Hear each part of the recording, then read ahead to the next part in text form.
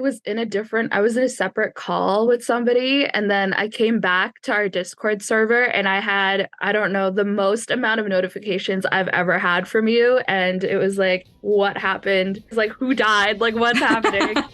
Roll the tape. So the fandom into stop. We're on a time limit. Happy Sunday, everyone. I'm Mika. I'm Becca. And this is All You Can Feel, a charcuterie board of chatter and yapping about fandoms. This episode is all about, you guessed it, superheroes.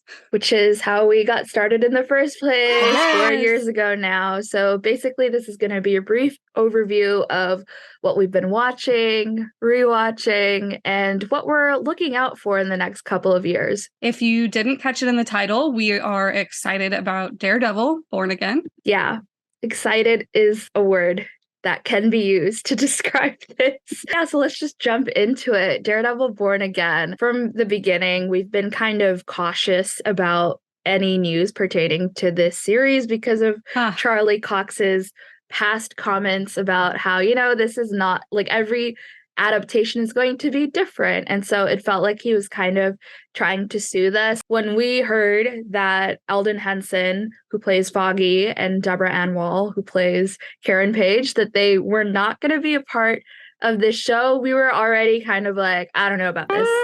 Is it worth it? I don't know. We literally entertained the thought of not watching. We did. We did. But I think realistically, we have too much of a stake in it. Yeah. And also, I personally would not be able to handle, I think, getting any spoilers on my feed. So true. Otherwise, we would end up watching. We would end up watching either way. So we might as well just do it kind of willingly. So then when it came to the recent announcement earlier this year that Eldon and Deborah were in fact going to join, and not only that, but that Wilson Bethel, who plays Dex, was going to join, well, roll the tape.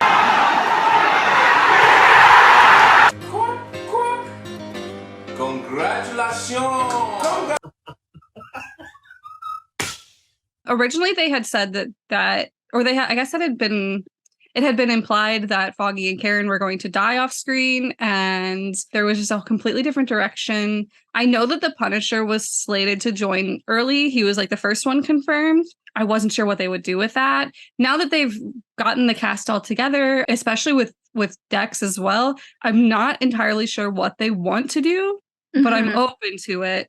Because they were all very good, and it feels like a natural move forward from the Punisher and Daredevil. I'm honestly anxious about Dex's portrayal because I think that coming off of season 3, I was already a little like, oh man, I don't know how I feel about how people might view people with BPD. But given how Disney Plus has been handling certain, I don't know, characterization choices or just the tone, which we'll dive into later, I'm kind of on the fence about it, but I'm really excited to see him either way. I just feel like he's one of my comfort characters. Like, I know he's terrible, but that's my BPD king, and he's actually my father and my son all in one. So, yeah, I don't know, regardless of what happens on screen, the fact that I forgot to mention this earlier, but John Bernthal, so Frank Kastle, he retweeted a Kastle account, like fan account, post about like Frank and Karen and their relationship. And if you know anything about this podcast, that's like number one thing that we love to talk about is Frank and Karen or Kastle. And so he retweeted someone's, I guess, compilation of Kastle scenes, but via stills on Twitter. But the tweet was originally made 2 years ago, I believe, and he just retweeted it upon the announcement of Deb's return. So I don't know if it's just me being Delulu, but to me, it was just a very clear sign that he ships them. He's been shipping them. He's here for them. I don't particularly foresee them exploring that route in this adaptation.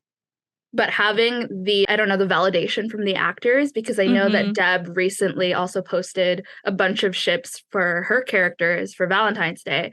And she did include Matt and Karen because that's a pretty popular one, but she also included Frank and Karen. So to me, both of those, I don't know, social media moves by the actors just kind of validates the fandom, and I just feel really vindicated. So, you know, regardless of what direction they take, I think we're in good hands with the cast. Like they're going to do the best that they can with the writing that they're given.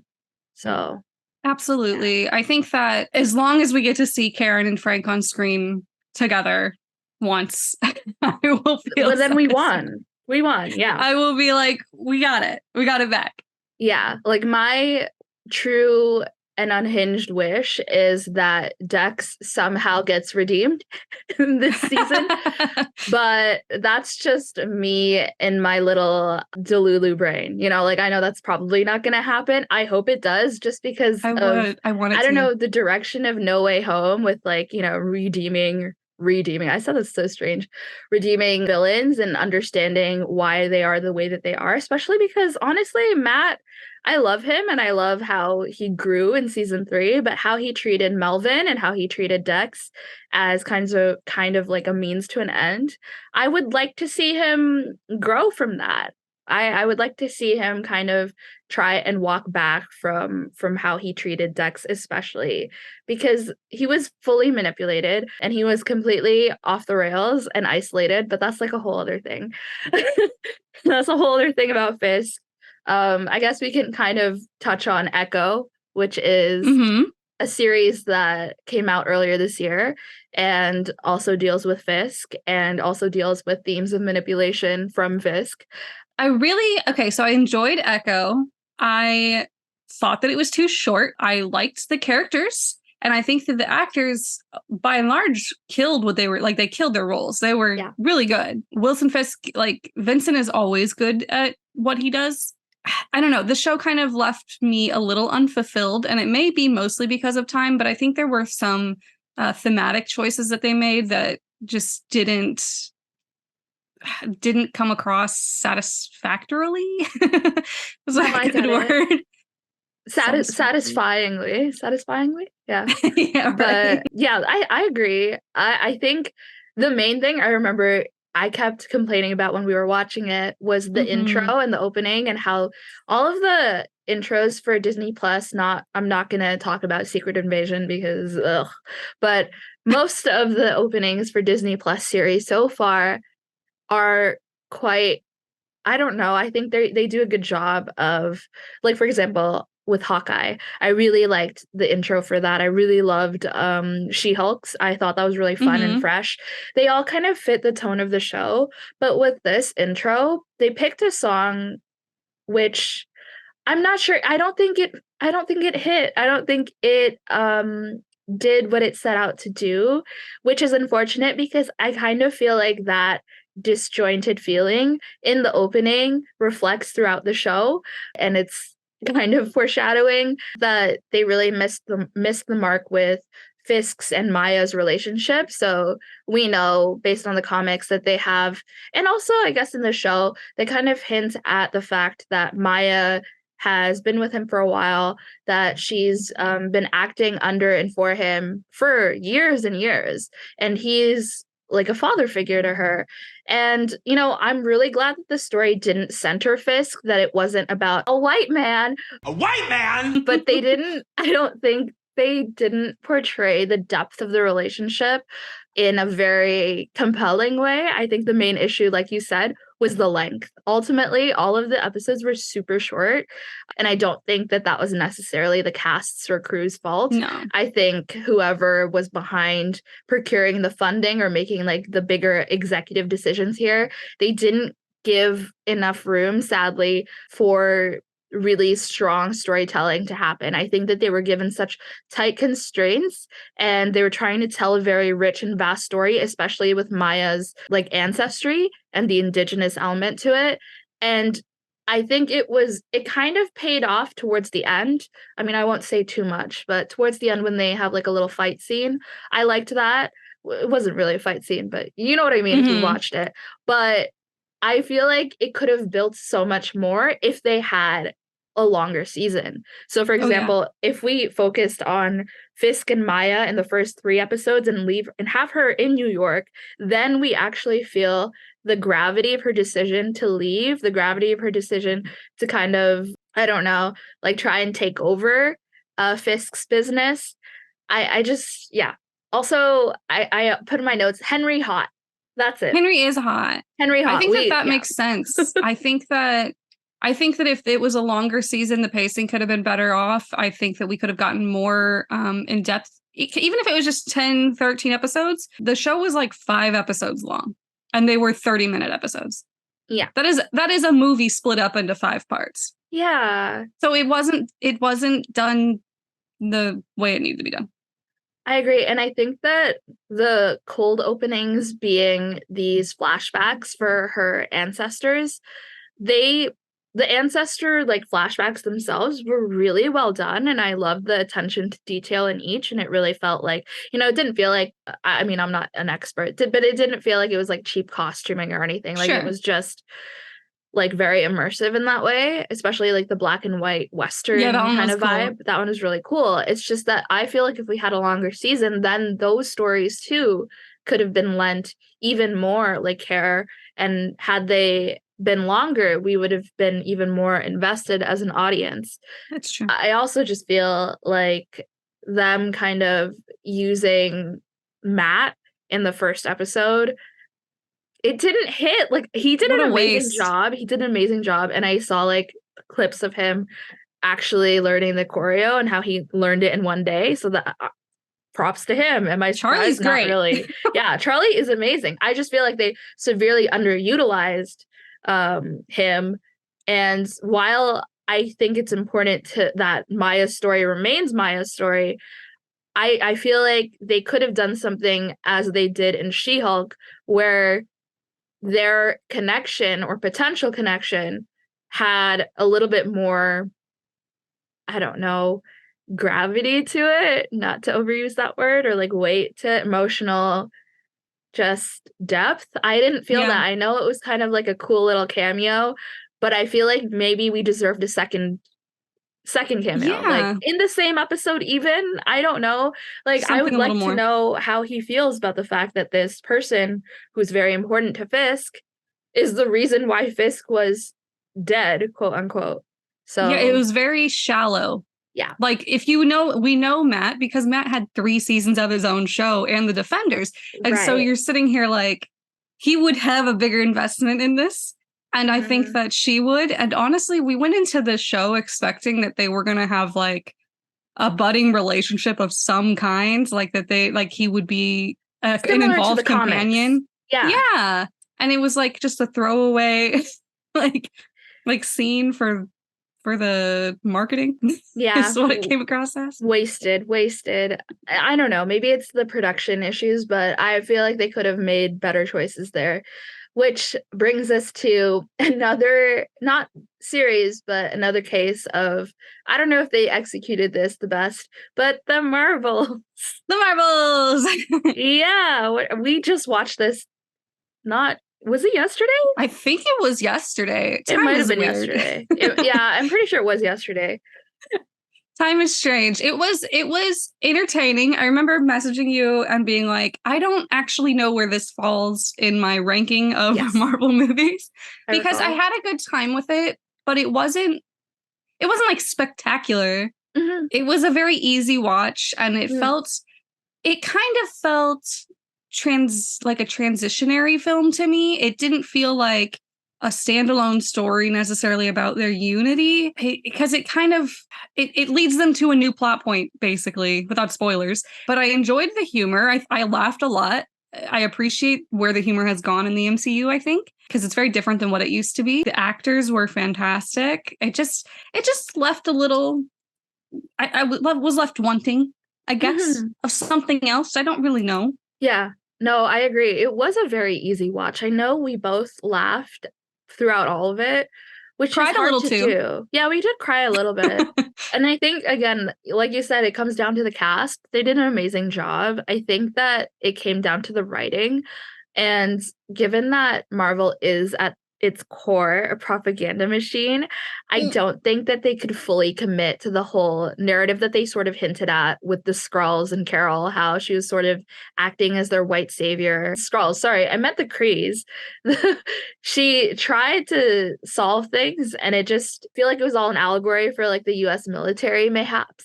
But because Marvel scripts have to be approved by the Pentagon, I just feel like they couldn't really get to Can the only root do of so the much. issue, and they couldn't really revisit it. They also didn't really give much agency to the Skrulls. Yeah, I have in my notes that Imani killed it. The She did. chemistry between the cast was so believable, and it's just so unfortunate that they couldn't really do much with the script that they were given. That said, I agree with you that the ending really built this appropriate anticipation, shall we say, for Young Avengers, and I was kind of dreading how they might approach her seriousness, but I think she did an amazing job. Oh, I she think was fantastic. she was very good at kind of toggling between like fangirl and teenager versus understanding the stakes in the situation and bringing this empathy. I feel like she was very much the heart of it. And that's why I'm excited for Young Avengers, because I think that a lot of people are really skeptical about replacing the old Avengers and just what's going to come of that, etc. But I feel like we have a lot of really solid characters in place for that group, and the actors are like she is just so fantastic and so in love with the role and immersed in it. Yeah. She's so much care for it.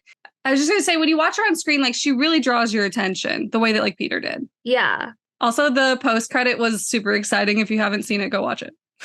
Yeah, if nothing else, the post credit slapped. It had me gagged. It had my brother gagged too, and he wasn't even watching. He was just sitting next to me. He turns over and he goes, "Whoa!" And I was like, "Yeah, I know. yeah." That's how Absolutely. we felt about Fantastic Four. Kind of Gosh. funny because in 2023, so last year, we did rewatch the movies, and it was just out of pure, I don't know, nostalgia. And then the news dropped on Valentine's Day of the cast. So that, I don't know, I feel like we low-key, I don't actually believe in manifestation. Just so we're clear, for those of you who share the same faith as us, I just want to be clear where I stand theologically and spiritually. However, I do love to reference manifestation. So I just feel like we did manifest Loki. Loki. A lot of these Loki things. did. We manifested Castle. We manifested Castle. We manifested Daredevil. Daredevil in general. That's so true. Just in Dex's general. return. Yeah. And this, I feel, somehow. We like brought it back into the vibe. I don't know. Maybe it's the vibe of the universe. We're just kind of on the pulse, I guess. We are. The cast is going to be so good. So good. That's all we need to know. The cast is going to be great. If you're skeptical about it, don't be. All four of those actors are phenomenal and have the like footage in their history to back it up. Oh, absolutely. Real ones know Eben from The Punisher, and like kudos to him for getting all of the accolades for The Bear. Love him. But yeah, this man will eat. It's giving fine dining because Vanessa is the monarchy, literally. Like, she told me that. I think that she and Petro will have really fire chemistry. But if they don't, you can come back here and you can make fun of me. I mean, you can make fun of me either way. But yeah, he fully commits when we talk about Joseph, because I think a lot of us have been seeing a lot of doubt being sown. I just like to remind everybody that part of why Eddie Munson was so lovable was because of his charisma and also because of his physicality. Like, he really embodies the character. And so when we're talking about Johnny Storm, he's gonna kill He's gonna be too powerful. Yeah, he will be too powerful, and you're gonna have egg on your face. And you know what? If I'm wrong, I'll have egg on my face. Come back and yell at us. It's fine. Somebody's gonna look silly. I think people are just still lingering on the like anti-Eddie train post him blowing up. It's I think it's like one of those things where they're like, I'm not like other people and fandoms and their interests, which, okay, whatever. Really briefly, because we want to get to our actual I guess, final conclusion of this. I think it's really interesting that Charles and Eric is having a resurgence on TikTok. I think that there's a lot of discourse right now coming out about X-Men. I didn't know until we did research for this episode that there was going to be a new series coming out, but I'm really excited for that. I'd just like to say that I think it's really funny when people think of X-Men as being too woke when it's always existed as an allegory for underrepresented and minority communities. Like, if you think X-Men is too woke, I'm so sorry, but I'm going to have to invite you to consider the fact that maybe you haven't been paying attention or that you've missed the point. Just look at Eric's own backstory or Bobby Drake, okay? That's all I'll say on the matter. Finally, we'd like to just, I don't know, our thoughts on the state of the MCU. So I think it's kind of a mess. Just as a brief roundup, here are the Disney Plus projects that we've avoided so far. We actually haven't still watched The Falcon and the Winter Soldier. I actually had to question myself whether that was the series name. Loki, What If? Sony projects we've avoided. We've avoided Morbius, Madam Web. Although I'm not going to lie, I kind of want to watch it just to see how bad it is. And MCU projects that we've avoided, we will not be... I cannot stress this enough. We will not be watching Thor: Love and Thunder. And I don't know how I feel about Ant-Man Quantumania. So the ones that we are excited about, if you haven't already been able to guess, are Daredevil, Born Again, Deadpool and Wolverine, Fantastic Four. And in terms of animated projects we're excited about, we're still all here for Miles. Spider-Man Across the Spider-Verse and X-Men 97. If you're wondering why I'm talking so fast, it's because we're on Zoom and we're on a time limit. Have 5 minutes left. So I want to be able to get to our thoughts. I'm going to let you take the floor before I ramble.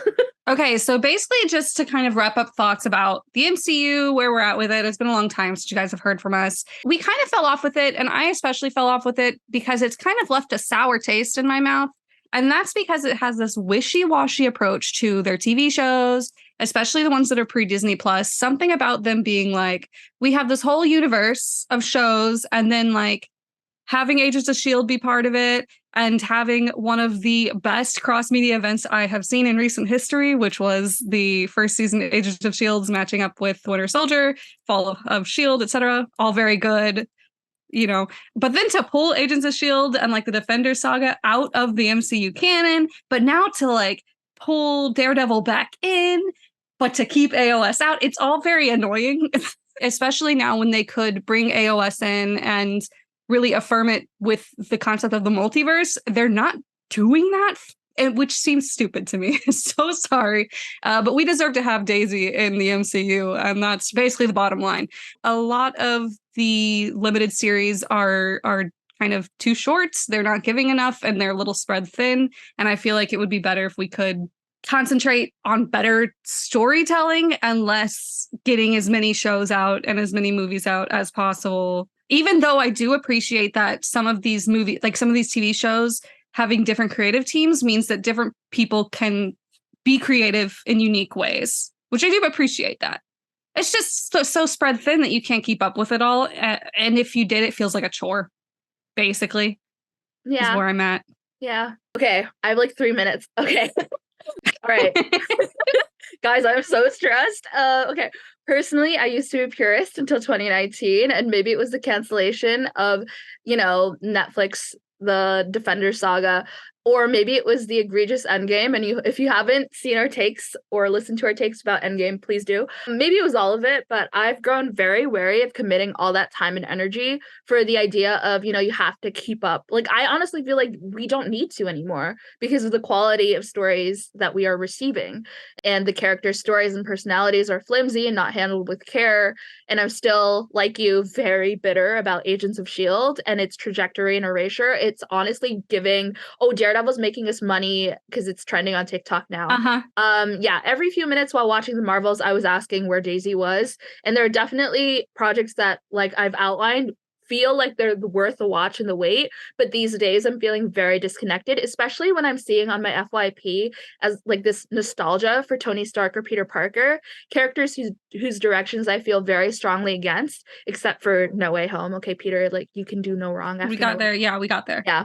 I also saw a TikTok recently which spoke to our existing sentiments that the Avengers have always felt like coworkers. We've talked about that before on this podcast. So the fandom into stop on a time limit from 2012 through 2019 did a lot of work to bring in a sense of found family, but it's really important to look back at the origins of how Avengers was almost, for lack of a better phrase, a last-ditch effort cash grab. So I love them and I still have like a lot of love for them.